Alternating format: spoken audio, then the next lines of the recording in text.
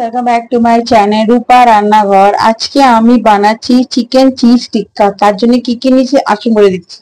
এখানে নিয়েছি 300 gram chicken, এখানে আছে আদা রসুনের পেস্ট, কর্নফ্লাওয়ার, এখানে আছে জিরে, মৌরি, কাঁচা লঙ্কা, ধনে পাতা, পেঁয়াজ, কাশ্মীরি লঙ্কা, এখানে আছে 5 পিসের মতন পাউরুটি, এখানে আছে মিক্সারেতে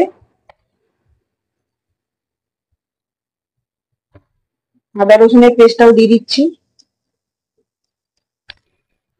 মশলাগুলো আমি সব এতে দিয়ে দিলাম।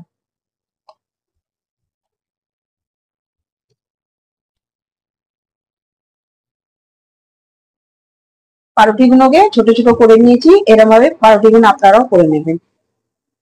এটা একটা আমি পেস্ট বানিয়ে নেবো।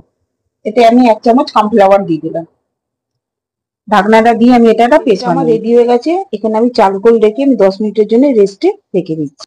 এখানে আমি উপর থেকে একটুখানি ঘি দিয়ে দিলাম।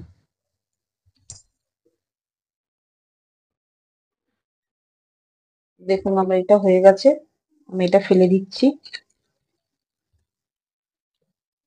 আমি এখানে চিজ গ্রেট করে রেখে দিয়েছি এরকম ভাবে।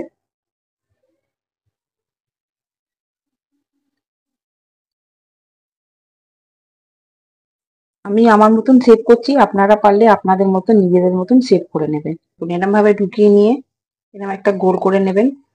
করে নেওয়ার পর এটাকে মুড়ে নেবেন। মুড়ে এটাকে এরকম ভাবে আবার একটা শেপ দিয়ে দেবেন। দেখুন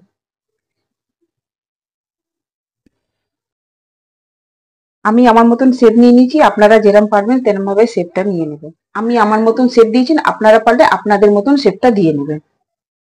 আমি গ্যাসটা জ্বালিয়ে দিচ্ছি, কড়াটাকে বসিয়ে দিলাম।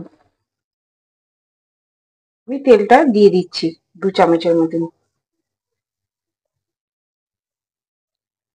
তেলটা আমার গরম হয়ে গেছে, আমি এটা দিয়ে দিলাম।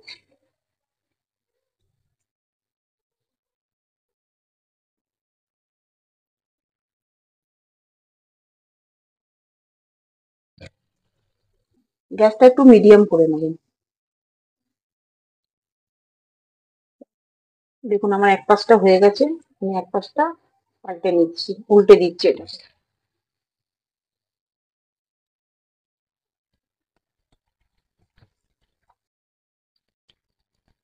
দেখুন কি সুন্দর কালারটা হয়েছে। দিয়ে গেছে আমার চিকেন চিজ টিক্কা। দেখুন কত সুন্দর চিজটা আমার। আপনারা বাড়িতে রেসিপিটা ট্রাই করে দেখবেন। আমার ভিডিওটা যদি আপনাদের ভালো লাগে লাইক করবেন, শেয়ার করবেন, সাবস্ক্রাইব করবেন। নেক্সট ভিডিওতে আবার দেখা।